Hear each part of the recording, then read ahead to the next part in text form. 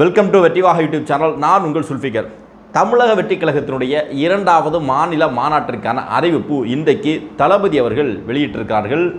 அந்த மாநாடு எங்கே நடைபெறுகிறது, அதனுடைய விவரங்களையும், அதே மாதிரி நம்முடைய தமிழக வெற்றிக் கழகத்தினுடைய கொள்கை பரப்பு செயலாளராக இருக்கக்கூடிய அருமை சகோதரர் ராஜ்மோகன் அவர் மேலே இன்றைக்கு இருக்கக்கூடிய இந்த இணையதள ஹயனாக்கள், திமுகவுடைய இணையதள ஹயனாக்கள் இருக்கார்கள் இல்லையா, அப்படியே வெறி கொண்டு அவதூறுகளையும் அயோக்கியத்தனமான வார்த்தைகளையும் பயன்படுத்தி வருகிறார்கள். இந்த ரெண்டு விஷயத்தை பற்றி இந்த வீடியோவில் தெளிவாக பேசியிருக்கிறோம். இந்த வெற்றிவாக யூடியூப் சேனலை சப்ஸ்கிரைப் பண்ணாமல் பார்க்குறவங்க சப்ஸ்கிரைப் பண்ணிக்கோங்க, பெல் பட்டனை கிளிக் பண்ணி வச்சுக்கோங்க. அப்போ தான் நம்ம அடுத்தடுத்து போடக்கூடிய வீடியோக்கள் உங்களுக்கு நோட்டிஃபிகேஷனில் வரும். வீடியோக்குள்ளாடி போகிறதுக்கு முன்னாடி உங்ககிட்டலாம் ஒரு விஷயம் சொல்லணும். உண்மை வீட்டை விட்டு வெளியே வர்றதுக்கு முன்னாடி போய் உலகத்தை சுற்றி வந்துடும் அப்படின்னு சொல்லுவாங்க. அதே மாதிரி தமிழக வெற்றி கழகத்தை பற்றியும் தளபதி அவர்களை பற்றியும் அவதூறுகளை இன்றைக்கு திமுக மட்டுமல்ல, திமுக, பாஜக, நாம் தமிழர் கட்சின்னு சொல்லி இன்றைக்கி நமக்கு எதிராக இருக்கக்கூடிய சக்திகள் ஒரு பெரிய அயோக்கியத்தனமான வேலைகளை சமூக ஊடகங்களை பரப்பிக்கிட்டு இருக்கிறாங்க. அதற்கு எதிராக என்ன மாதிரி ஒரு சில பேர் தமிழக வெற்றி கழகத்திற்கு மேல் பரப்பக்கூடிய அந்த அவதூறுகளுக்கு எதிராக பதிலை கொடுத்துட்ருக்குறோம் இந்த யூடியூப் சேனல்லேருந்து. ஸோ இதுக்கு ரொம்ப மெனக்கெட்டு தான் நம்ம பண்ணிக்கிட்டு இருக்கிறோம். ஸோ இதுக்குள்ள உங்களுடைய சப்போர்ட்டும் இருக்கணும் அப்படிங்கிறத நான் ஆசைப்பட்றேன்.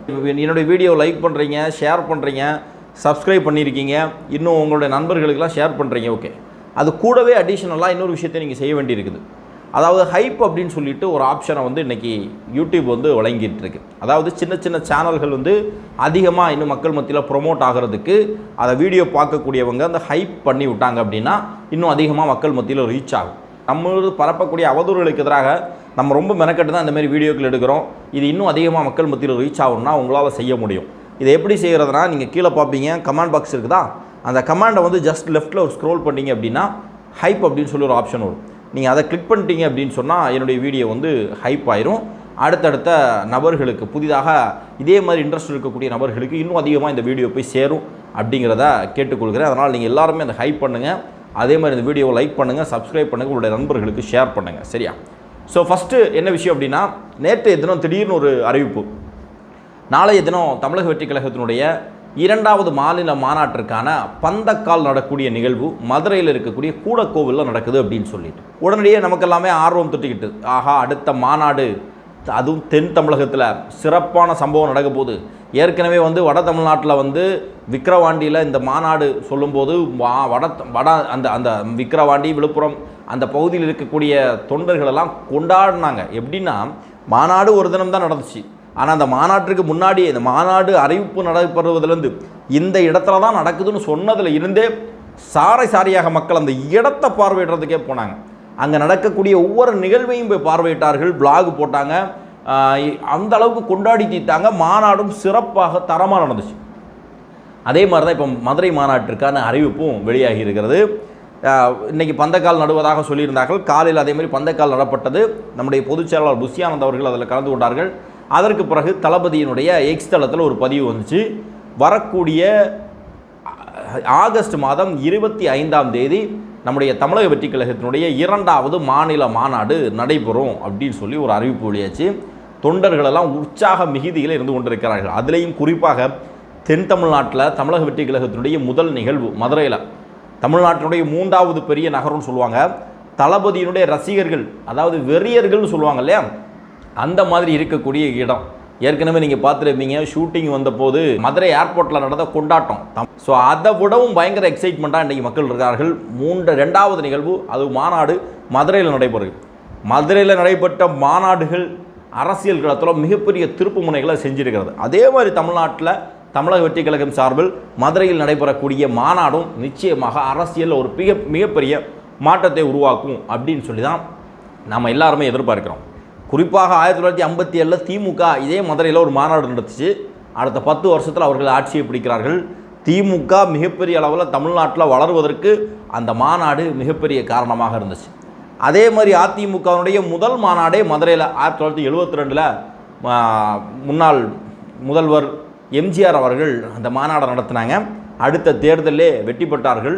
ஒரு மிகப்பெரிய அரசியல் மாற்றமே உருவாச்சு. அதே மாதிரி தமிழக வெற்றி கழகம் 2025 இது 2வது மாநாடாக இருந்தால் கூட அதே மாதிரி மதுரையில் நடத்துகிறோம். மதுரை மாநாடு தமிழகத்தினுடைய அரசியலில் மிகப்பெரிய மாற்றத்தை உருவாக்கப் போகுது அப்படின்னு சொன்னால் எந்த விதமான மாற்று கருத்தும் கிடையாது. இந்த மாநாடு நடைபெறக்கூடிய இடம் மதுரையிலிருந்து தூத்துக்குடி செல்லக்கூடிய சாலையில் கூடக்கோவில் அப்படின்னு சொல்லக்கூடிய ஒரு இடம் இருக்குது. அங்கே கிட்டத்தட்ட 500 ஏக்கர் பரப்பளவில் இந்த மாநாடு நடைபெறுகிறது. வாகன வசதிகள் நிறுத்துவதற்கான இடம் எல்லாமே தேர்வு செய்யப்பட்டு விட்டது. அடுத்தடுத்து இன்னும் அதிகமான இடங்களை, அதற்கான மாநாட்டிற்கு தேவையான இடங்களை பெறுவதற்கான முயற்சியில் அண்ணன் புஷி ஆனந்த் அவர்கள் இறங்கி இருக்கிறார்கள். அதே மாதிரி இன்றைய தினம் எஸ்பி ஆஃபீஸில் போயும் மாநாட்டிற்கான அனுமதிக்கான கடிதமும் கொடுக்கப்பட்டு விட்டது. அடுத்த கட்டமாக நம்ம மாநாட்டிற்கான பணிகள் ரொம்ப தீவிரமாக நடக்க போகிறது. இந்த மாநாடு நடைபெறக்கூடிய தேதின்னு சொல்லக்கூடியதுக்கு 2 சிறப்பு இருக்கிறது. ஒன்று என்ன அப்படின்னு சொன்னால், தளபதி அவர்களுடைய திருமண நாள் அன்னைக்கு தான், ஆகஸ்ட் மாதம் 25ஆம் தேதி. அது ஒரு சந்தோஷத்துக்குரிய நாள். ரெண்டாவது என்ன அப்படின்னு சொன்னால், தளபதி அவர்கள் தன்னுடைய அண்ணனாக கருதக்கூடிய விஜயகாந்த் அவர்களுடைய பிறந்த நாளும் ஆகஸ்ட் 25ஆம் தேதி தான். மதுரையில் ஆகஸ்ட் 25ஆம் தேதி விஜயகாந்த் அவர்களுடைய பிறந்த நாள் தினத்தில் தளபதியினுடைய மாநாடு மதுரையில் களை கட்டப்போகிறது அப்படிங்கிறதுல எந்த விதமான மாற்று கருத்தும் கிடையாது. இப்போவே இந்த அறிவாலய கழுதைகளுக்கு வயறறிய ஆரம்பிச்சிடுச்சு. இன்னும் அடுத்தடுத்த களங்கள் பார்க்க போகிறோம். மக்கள் இந்த மாநாடை கொண்டாடி தீர்க்க போகிறாங்க. தமிழக வெற்றிக் கழகத்தினுடைய அடுத்த கட்ட நகர்வை நோக்கி சீறிப்பாயக்கூடிய வகையில் தமிழக வெற்றிக் கழகத்தினுடைய பணிகள் இருக்க போகிறது. அதற்கு இந்த மாநாடு ஒரு மிகப்பெரிய உத்வேகத்தையும் கொடுக்க போகிறது அப்படிங்கிறதுல மாற்று கருத்தில் அடுத்தடுத்த களங்களில் மாநாடு பற்றின செய்திகளை நம்முடைய யூடியூப் சேனலில் பேச போகிறோம். அடுத்தது 2வது மிக முக்கியமான விஷயம் என்ன அப்படின்னா, 2 தினங்களாக இந்த சமூக ஊடகங்களில் திமுகவுடைய இந்த அறிவாலய கழுதைகள், இந்த ஹயனாக்கள், இணையதள ஊப்பிக்கள் RIP ராஜ்மோகன் அப்படின்னு சொல்லிட்டு ஒரு ஹேஷ்டேக்கை ட்ரெண்ட் பண்ணுறாங்க. என்னடா அப்படின்னு சொல்லி பார்த்தா, தி டிபேட் அப்படின்னு சொல்லக்கூடிய ஒரு சேனலில் அவர் கொடுத்துருக்கக்கூடிய ஒரு பேட்டி இது இவர்களை மிகப்பெரிய அளவில் காயப்படுத்தி இருக்கிறது. அதாவது எத்தனையோ ஊடகங்களை நம்ம பார்க்குறோம். இந்த டிபேட்டினுடைய இதுக்கு முன்னாடியான ஊடகத்தில் வரக்கூடிய இது மாதிரியான நேர்காணலை நம்ம பார்த்துருக்குறோம். ஆனால் இந்த நேர்காணலில் திட்டமிட்டு அந்த நெறியாளர் தமிழக வெற்றிக் கழகத்திற்கு எதிராக அவதூறு பரப்பணும், தமிழக வெற்றிக் கழகத்தை மோசமாக மக்கள் மத்தியில் சித்தரிக்கணும் அப்படிங்கிற நோக்கத்திலே கேள்விகளை கேட்குறாரு. ஆனால் எதுக்குமே சளைக்காமல் அண்ணன் ராஜ்மோகன் அவர்கள் அவருக்குரிய தனித்தன்மையோடு, அவருக்குரிய அந்த இயல்போடு தெளிவாக பதில் சொல்கிறாரு. இது இவங்களுக்கு மிகப்பெரிய கோபத்தை ஏற்படுத்துது. அதில் அவர் ஒரு இடத்துல சொல்கிறாரு, தளபதி அவர்களை பற்றி நீங்கள் அஜித்குமாருடைய மரணத்துக்கு நீதி கேட்குறத கூட அஜித்குமார் அப்படிங்கிற பேரை அஜித்குமாருக்கும் நாங்கள் கேட்போம் அப்படின்னு சொல்லி நீங்கள் சொன்னீங்களே அப்படின்னு சொல்லி கேட்கும்போது அதுக்கு பதில் சொல்கிறார். இது அஜித்குமார் அப்படிங்கிறது அஜித் அவர்களை மென்ஷன் பண்ணி சொல்லலை, அதுக்கு முன்னாடியே அவருடைய இடம், அவருடைய தொழில் எல்லாத்தையுமே சொல்லி தான் நான் இதை பேசியிருக்கிறேன், நீங்கள் அதை மட்டும் இப்படி ஹைலைட் பண்ணி பேசுவீங்க அப்படின்னு சொல்லி கேட்கும்போது அந்த இதில் பேசும்போது அவர் வார்த்தையாக சொல்கிறாரு. அதில் அஜித்குமாராக இருந்தாலும் சரி அல்லது ரஜினிகாந்த் அப்படின்னு சொல்லி ஒரு வார்த்தையை சொல்கிறார். அது அவரை ரஜினிகாந்த் அப்படிங்கிறதில்ல, யாருக்கு பிரச்சனைனாலும் நாங்கள் நீதி கேட்போம் அப்படின்னு சொல்கிறதில்ல, ரஜினி இருந்தாலும் நாங்கள் நீதி கேட்போம் அப்படின்னு சொல்லி அந்த வார்த்தையை சொல்கிறார். உடனடியாக அந்த ரஜினி ரசிகர்களுக்கே பெரிய விஷயம் கிடையாது. ஆனால் இவங்க ரஜினி ரசிகர், அதாவது திமுக நடிகர்களை பிடிக்காது, ரஜினிகாந்த் இவங்களுக்கு சங்கியாக இருப்பாங்க. ஆனால் அரசியல் இப்போ தளபதியை எதிர்க்கணும் அப்படின்னு சொன்னால் நேரடியாக இவர்களுடைய உதவியை நாடி நிற்கிறாங்க. அந்த மாதிரி ரஜினி ரசிகர்கள் அப்படிங்கிற போர்வையில், அஜித் ரசிகர் அப்படிங்கிற போர்வையில் நம்முடைய அண்ணன் ராஜ்மோகனுக்கு எதிராக அவதூறுகளை அள்ளித்தளித்து கொண்டிருக்கிறார்கள். RIP ராஜ்மோகன் சொல்லி போட்டு ஹேஷ்டேக் போடுறாங்க, அவருடைய குடும்ப ஃபேமிலி ஃபோட்டோவெல்லாம் ஷேர் பண்ணுறாங்க. ஸோ இதெல்லாம் பார்த்து சளைக்கக்கூடிய நபர்கள் கிடையாது. ஒரு பொது வெளிக்கு வந்தாச்சு. திமுக மாதிரியான அயோக்கியத்தனமான அரசியல் கட்சிகளை எதிர்த்து களத்தில் வரும்போது இன்னும் இதைவிடமான அதிகமான எதிர்ப்புகள் எல்லாம் பார்ப்பதற்கு தயாராக தான் நம்ம வந்திருக்கோம். அதில் மாற்றுக்கருத்து கிடையாது. இந்த மாதிரியான விஷயங்கள்லாம் எங்களுக்கு சலசலப்பை ஏற்படுத்த விட முடியாது. நீங்கள் மன ரீதியாக எங்களை தாக்கலாம், எங்களை உளவியல் ரீதியாக தாக்கலாம் அப்படிங்கிற முயற்சியிலலாம் திமுக இறங்குறது சுத்த வேஸ்ட்டு. ஏற்கனவே எங்களுடைய வீரியத்தை விடவும் பல மடங்கு வீரியத்தோடு திருப்பி தாக்குவதற்கு நாங்கள் தயாராக இருக்கிறோம். நாங்கள் நினச்சா உங்களை மாதிரி அவதூறு பரப்புறதுக்கும் அயோக்கியத்தனமாக பேசுகிறதுக்கும் எங்களால் முடியும். ஆனால் நாங்கள் அப்படிப்பட்ட பாசறையில் வளரலாம், அது எங்களுக்கு தேவையும் கிடையாது. நேர்மையாக களத்தில் நின்று அரசியல் ரீதியாக உங்களை எதிர்த்து அரசியல் ரீதியாக உங்களை வீழ்த்தணும் அப்படிங்கிறத எங்களுடைய ஒற்றை நோக்கமே. அதற்காக தான் நாங்கள் பணி செஞ்சுட்ருக்கிறோம். அதை எதிர்கொள்வதற்கு உங்களால் முடியலை அப்படின்னு சொன்னால் இந்த மாதிரியான அவதூறுகளையும் அயோக்கியத்தனமான வேலைகளையும் நீங்கள் செய்யுங்க, எங்களுக்கு அது பிரச்சனையே கிடையாது. ராஜ்மோகன் தனிநபர் கிடையாது. ராஜ்மோகன் எங்களுடைய கட்சியினுடைய கொள்கை பரப்பு செயலாளர். ராஜ்மோகன் தமிழக வெற்றிக் கழகத்தினுடைய ஒரு சொத்து. ராஜ்மோகனுக்கு ஒரு இன்னல்னா, ராஜ்மோகனுக்கு ஒரு பிரச்சனைனா, சாதாரணமாக ஒரு ஊராட்சியினுடைய கிளையில் ஒருத்தன் வேலை பார்க்குறான் தெரியுமா, ஒரு செயற்குழு உறுப்பினராக, அவங்க கூட களத்துக்கு வந்து நீதி கேட்டு நிற்போம் அப்படிங்கிறது எந்த விதமான மாற்றுக்கிறதும் கிடையாது. நீங்கள் எந்த அளவுக்கு எங்கள் மேலே அவதூறு பரப்புறீங்களோ, எந்த அளவுக்கு அயோக்கியத்தனங்களை செய்கிறீங்களோ, அது எல்லாத்துக்குமே உங்களுக்கான பதில் தமிழக வெற்றி கழகத்தினுடைய தொண்டர்கள் தரப்போகிறார்கள் அப்படிங்கிறதுல எந்த மாற்றுக்கருத்தும் இல்லை. ஏற்கனவே புலம்பிக்கிட்டு இருக்கீங்க.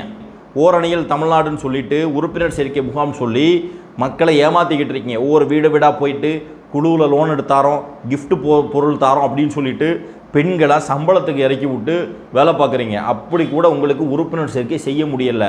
ஒரு பக்கத்தில் மாவட்ட செயலாளர், திமுகவுடைய மாவட்ட செயலாளர்லாம் ஃபயரில் இருந்துக்கிட்டு இருக்கிறான். எப்போ நம்ம பொறுப்பை காலி பண்ணுவாங்க, உறுப்பினர் சேர்க்கை பண்ண முடியலை அப்படின்னு சொல்லி அழுகு புலம்பிக்கிட்டு இருக்கக்கூடிய நேரத்தில் நீங்கள் எங்களுக்கு எதிராக இந்த மாதிரி விமர்சனம் செய்கிறீங்க. இன்னும் உங்களை அதிகமாக அள வைப்போம்.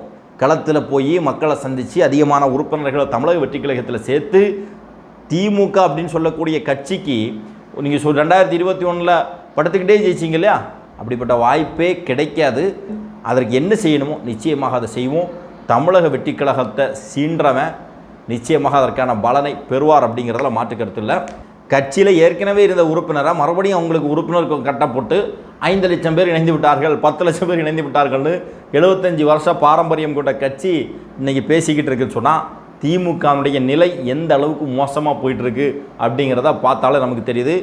இன்னும் மிகப்பெரிய அளவில் உங்களுடைய வலிமையை இழந்து செல்லா காசாக நீங்கள் போக போகிறீங்க. அதற்கு தமிழக மக்கள் எல்லா வேலையும் செய்வாங்க. தமிழக வெற்றி கழகம் அதற்கான எல்லா பணிகளையும் செய்யும். வரக்கூடிய தேர்தலில் சந்திப்போம். அன்பார்ந்த சகோதரர்களே, இந்த வீடியோ சம்பந்தமாக உங்களுடைய மேலான கருத்துக்களை பதிவு செய்யுங்கள். நன்றி.